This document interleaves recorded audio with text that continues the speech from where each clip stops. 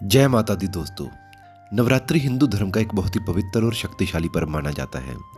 इन 9 दिनों में माँ दुर्गा के 9 अलग अलग रूपों की पूजा की जाती है, जिन्हें नव दुर्गा कहा जाता है।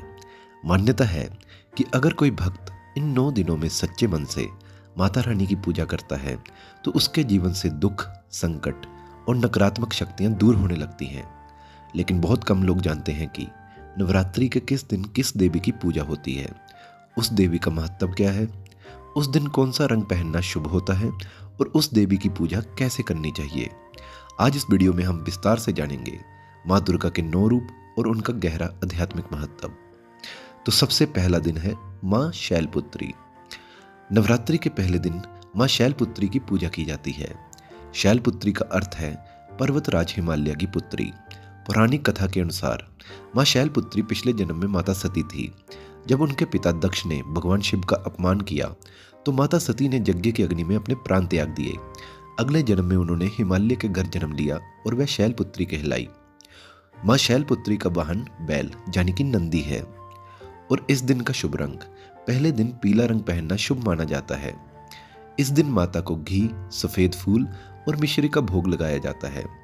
एक मंत्र है, उसका भी आप जाप कर सकते हैं और वो मंत्र है ओम देवी शैलपुत्राय नमः। इसका महत्व क्या है?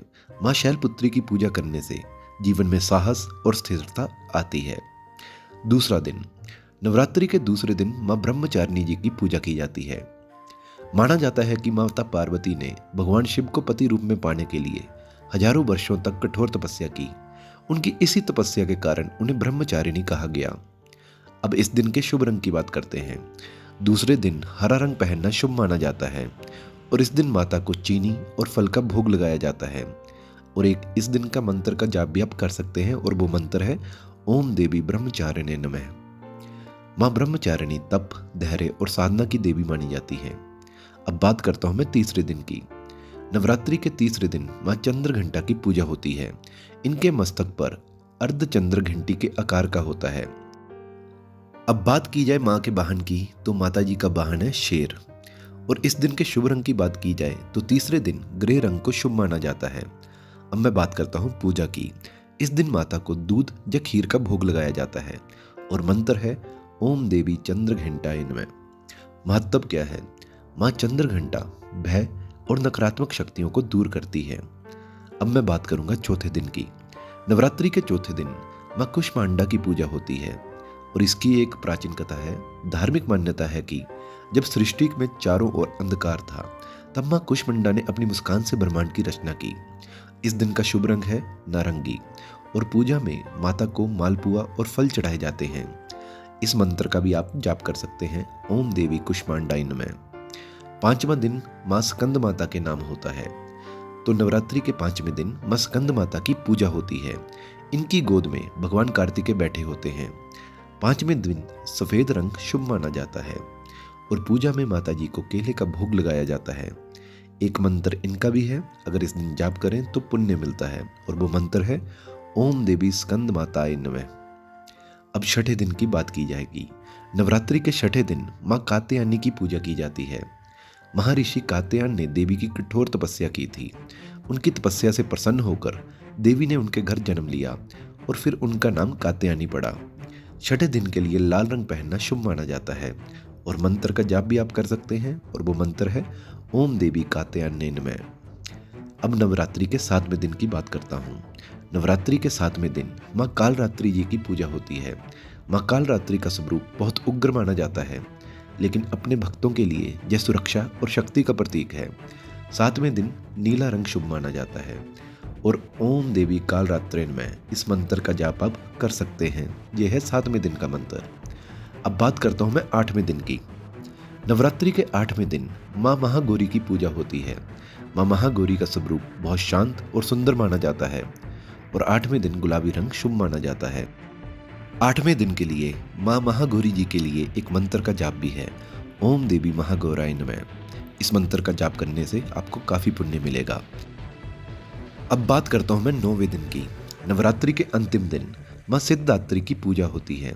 माँ सिद्धात्री को सभी सिद्धियों को देने वाली देवी कहा जाता है। 9वें दिन बैंगनी रंग शुभ माना जाता है और ओम देवी सिद्धात्रेय में इस मंत्र का जाप भी आप कर सकते हैं। नवरात्रि के अंतिम दिन कन्या पूजन किया जाता है। इस दिन 9 छोटी कन्याओं को माता दुर्गा का रूप माना जाता है। उन्हें हलवा, पूड़ी, चना खिलाया जाता है। तो दोस्तों, ये थे माँ दुर्गा के 9 रूप और उनका महत्व। अगर आप इन 9 दिनों में सच्चे मन से माता रानी की पूजा करते हैं तो माता की कृपा से जीवन में सुख और समृद्धि आती है। अगर आपको ये वीडियो अच्छा लगा हो तो वीडियो को लाइक जरूर करें और चैनल को सब्सक्राइब करना बिल्कुल ना भूलें। जय माता दी। एक और ज़रूरी सूचना मैं आपको देना चाहता हूँ। नवरात्रि आने तक मैं नवरात्रि से संबंधित और भी कई जानकारी वाली वीडियोस बनाता रहूँगा और एक एक करके आप लोगों के साथ शॉर्ट वीडियोस और लॉन्ग वीडियोस में शेयर करता रहूँगा।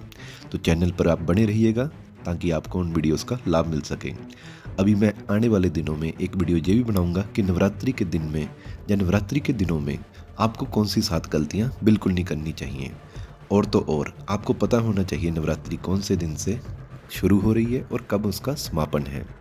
कुछ लोग अष्टमी को कन्या पूजन करते हैं, कुछ लोग नवमी को। ऐसा क्यों किया जाता है? और सबसे जरूरी, कलश स्थापना का समय कब होता है, उसका मुहूर्त क्या है और सही मुहूर्त पर अगर हम कलश की स्थापना नहीं कर सकते तो हमें क्या करना चाहिए। और सबसे ज़रूरी बात, इन 9 दिनों में आप अपना संयम और शांति घर में जरूर बनाए रखें, क्योंकि जिस घर में लड़ाई झगड़ा होता है वहाँ कभी भी धन और पुण्य का वास हो नहीं सकता। कभी भी आप पूजा करना चाहते हैं तो शांत मन से करें और हो सके तो घर में लड़ाई झगड़े को अवॉइड करें। इन दिनों के अंदर आप जितना भी हो सके शुद्ध रहें, सात्विक भोजन करें और किसी से लड़ाई झगड़े से करने से परहेज करें। नवरात्रि के 9 दिन माँ दुर्गा जी के लिए अलग अलग रूपों के लिए समर्पित हैं। तो इन दिनों में आप सात्विक भोजन ही करें और तामसिक भोजन से परहेज करें। और अगर आप इन 9 दिनों के जैसे अपना पूरा जीवन व्यतीत कर सकते हैं तो और अच्छा, क्योंकि किसी से लड़ने में कुछ नहीं रखा है। अंत में नुकसान आपकी शांति का होगा और आपके घर परिवार का भी होगा। अगर आप झगड़ा करते हैं, चाहे आपके घर में हो या आपके बाहर, तो उस झगड़े में केवल आप इन्वॉल्व नहीं होते हैं, आपके घर परिवार के सभी लोगों की मानसिक स्थिति उससे बिगड़ सकती है। तो सिर्फ ये बातें नवरात्रि के लिए नहीं, अगर आप जीवन के हर दिन में इन बातों को मान लेंगे और इनको फॉलो करके अपना जीवन व्यतीत करेंगे तो आपको आने वाले दिनों में, आपके आने वाले जीवन में आपको कष्ट कम हो जाएंगे। मैं ये नहीं कहता हूँ कि कष्ट बिल्कुल ख़त्म हो जाते हैं, लेकिन अपनी ज़िंदगी जीने का तरीका अगर आप बदलेंगे तो आपके कष्ट भी धीरे धीरे कम होते रहेंगे। बाकी नवरात्रि के दिनों में मैं लॉन्ग और शॉर्ट वीडियोस डेली अपलोड करता रहूँगा, आपको एक एक करके जो कि ज़रूरी और महत्वपूर्ण जानकारियाँ हैं नवरात्रि के बारे में और सनातन धर्म के बारे में, वो एक एक करके वीडियोस में आपके साथ शेयर करता रहूँगा।